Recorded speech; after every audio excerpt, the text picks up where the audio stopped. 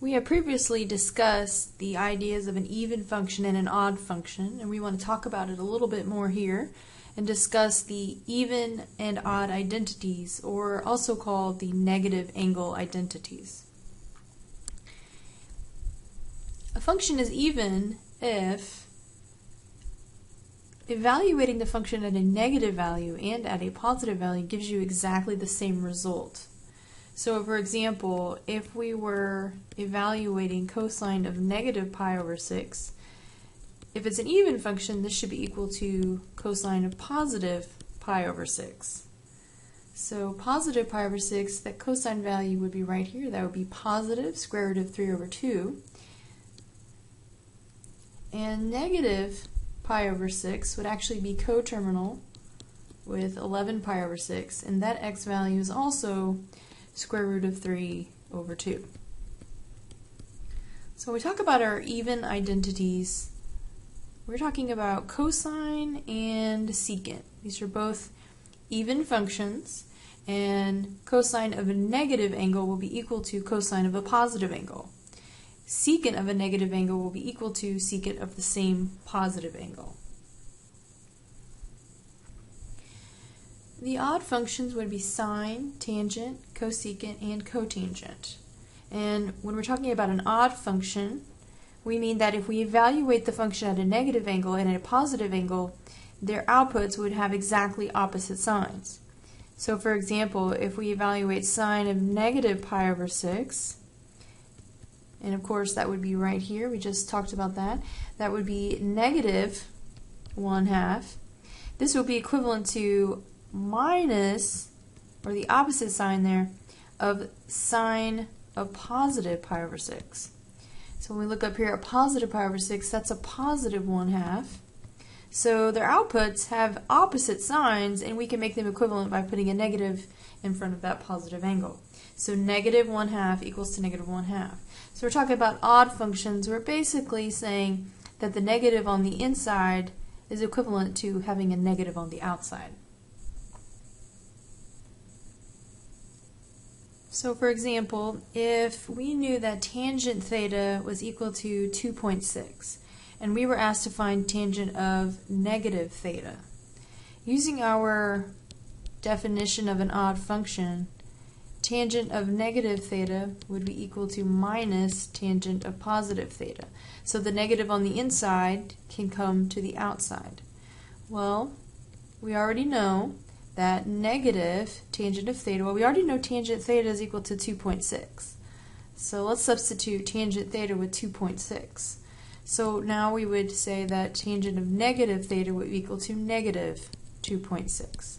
So the outputs would be the same numbers but opposite signs if the angles on the inside are same values but opposite signs. Cosine is an even function, so cosine of negative 2 pi over 3 would be equal to exactly the same thing as cosine of positive 2.3. So if we know that cosine of positive 2.3 is a negative 1/2, then we know that cosine of negative 2 pi over 3 would also be equal to negative 1/2. Sine of negative 2 pi over 3, since sine is an odd function, this would be equivalent to negative, or the opposite sign of sine of the positive angle. So if I put positive 2 pi over 3 on the inside, sine of 2 pi over 3 would be equal to square root of 3 divided by 2, and we'll bring our negative out. So sine of negative 2 pi over 3 would be equal to negative square root of 3 divided by 2. Now we want to discuss the idea of multiplying trig functions. So here I have cosine theta, and on the inside of the parentheses we have three terms. We have cosine theta, minus sine theta, and plus 2. So we're going to do what we would have done in algebra. We're going to distribute or multiply the cosine theta function times each of the three terms that are on the inside. So we will distribute. When we multiply these functions together, we will write it as cosine theta times cosine theta. It's important to remember here that we are not multiplying the thetas together. And it's also important to remember that a trig function is never separated from its input or its argument. So it's always cosine of an angle. So we have cosine of an angle times cosine of an angle, and that gives us cosine squared of that same angle. And then we're going to distribute minus, so cosine theta times negative sine theta would be minus cosine theta times sine theta. And there's not another way to write that. So we're just going to write it as cosine theta times sine theta. And then cosine theta times a positive 2. That gives us 2 times cosine theta, which we're going to write as plus 2 cosine theta. So it's very much like algebra, except we want to be careful as we pay attention to how we actually treat those trig functions and their inputs. In the next example, we are multiplying two binomials together. In other words, we have, within the first parentheses, we have two terms, and in the second parentheses, we also have two terms. When we multiply two terms times another two terms, we use FOIL. So first times the first will give us 6 sine squared theta. Outer times the outer will give us plus 8 sine theta. Inner times the inner will be minus 3 cosine theta times sine theta. And last times the last, negative times the positive, we get negative 4 times cosine theta. Notice that we don't have any like terms. When we talk about combining like terms, we need everything past the number to be identical, and none of these terms have an identical matching portion following the numbers. So this would be our final answer. Nothing else can be combined once we do the multiplication. If we have 2 sine theta minus 1 squared, so everything here in the parentheses squared, they have two terms inside of the parentheses squared. We will write this out twice. When we square something, that means to multiply it times itself. So we will write this out twice and then FOIL. So first times the first gives 4 sine squared theta. Outer times the outer, we get minus 2 sine theta. Inner times the inner is another minus 2 times sine theta. And then last times last, negative 1 times negative 1 gives a positive 1. Now we want to see if we can combine any like terms. So we look past the numbers for each of our terms, and we want to know if we have any matching portions. Well, the two middle terms have exactly the same matching portions that follow the numbers. So we can actually combine those like terms. So 4 sine squared theta won't combine with anything else, but minus 2 sine theta and minus 2 sine theta, we combine the numbers in front and keep exactly the same matching portion. So minus 4 sine theta, and then we bring down our constant plus 1.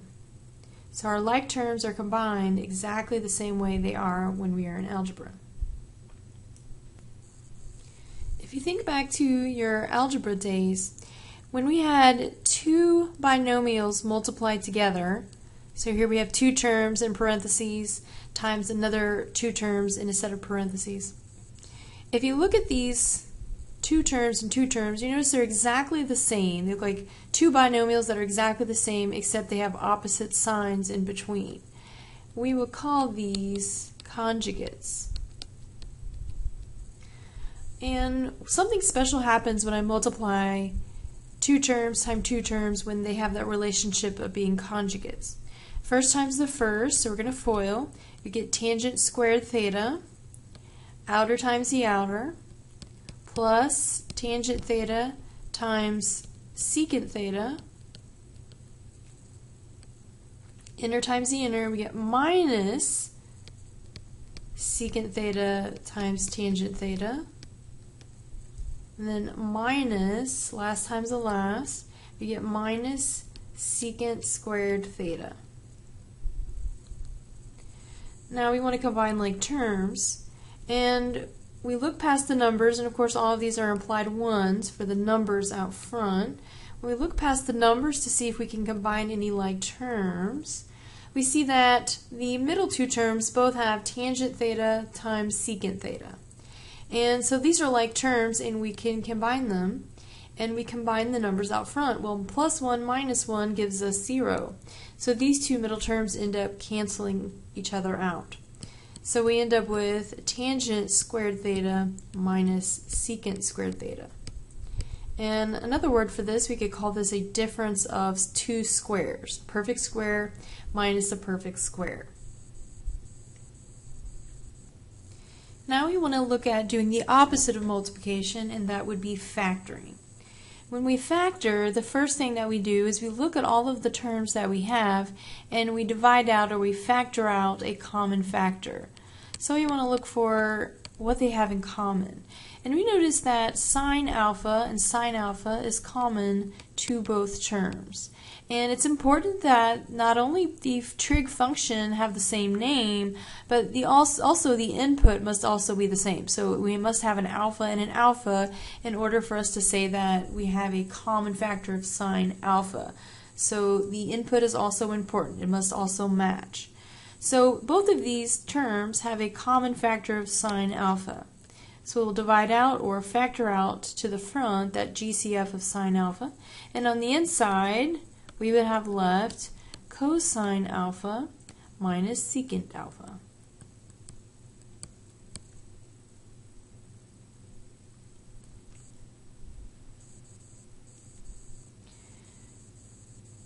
If we wish to factor sine squared theta minus 1, we have two separate terms, and both of these would be what we call perfect squares.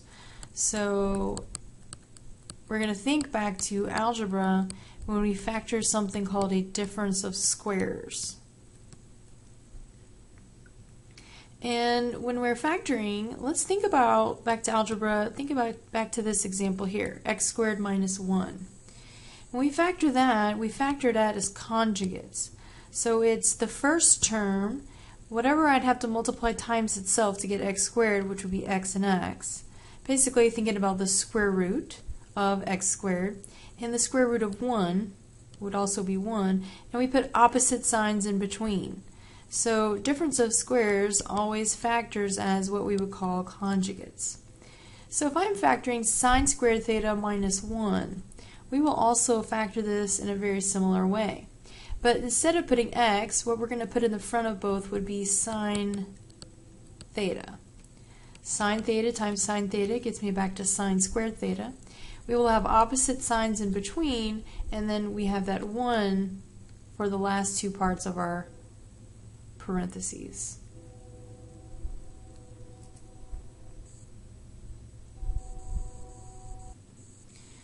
Now we want to factor 4 times tangent squared beta plus tangent beta minus 3. Once again, I would encourage you to think back to your days of algebra. And every time that you see a trig function, you can start to think about that as being sort of like x in algebra. So we can say that this is similar to the idea of factoring 4, and instead of thinking of it as tangent squared beta, let's think of it as x squared. So that's like x being squared, and plus tangent beta, let's think about that as x minus 3. If you were to factor that in algebra, what would it look like? Well, that would be 4x and x. The signs would have to be opposite, so let's say minus and plus, and then we would have 3 and positive 1. And let's check it to make sure that this gives us back what we want. First times the first gives us 4x squared. Outer times the outer gives us a positive 4x. Inner times the inner a negative 3x, and then last times the last a minus 3. So when we combine the two middle terms, we get positive x. So that's how we would factor that in algebra. Now what does it look like in trigonometry? Very, very similar. We're still setting up our two parentheses for those three terms. And instead of having 4x, we're going to have 4 times tangent of that angle beta times tangent beta. Plus and minus, so we have minus 3, and then we'll have plus 1. So wherever we had x before, now we're just using tangent beta. And of course we can always check that. So let's check. First times the first gives 4 tangent squared beta. Outer times the outer gives positive 4 tangent beta. Inner times the inner is minus 3 tangent beta. Last times the last, negative 3. And we see that the two middle terms would combine to give me positive tangent beta, which is exactly what we started with.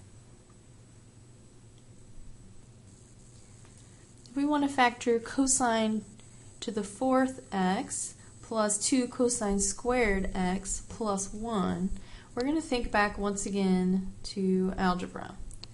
So we're going to think about what this is similar to. If we were to factor, so we're going to take cosine raised to the 4th power of x, and we're going to represent that as, let's say, like y. So let's say y to the 4th plus 2 times, and this is cosine squared x, so let's think about that as a variable squared, so y squared plus 1. If we were going to factor that, we would use the same process. We would use reverse FOIL. We have y squared and y squared, and both signs are plus, and we would have to put a 1 in the back of both. And of course we can check this to make sure that it really does give us what we want, but this is how we would factor in algebra. Now how are we going to factor in trig? We're still setting up our two parentheses for those three terms, but instead of putting in x, we would now put in cosine squared x, very similar to how we did y squared and y squared, plus 1 and plus 1.